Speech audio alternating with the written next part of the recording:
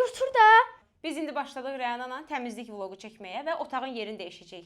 Yox, otağın yerini dəyişməyəcək. Otaqdakı əşyaların yerini dəyişəcək. Bax, o stulu qoy ora.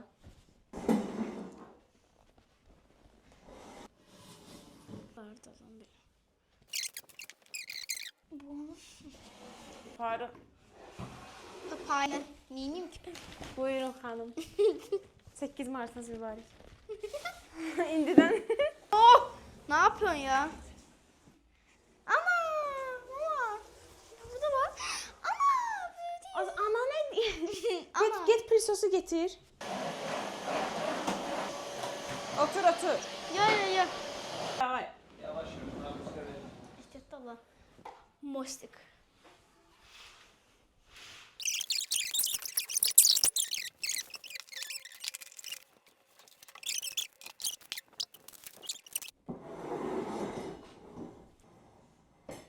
Ne kişi oldu ya bura?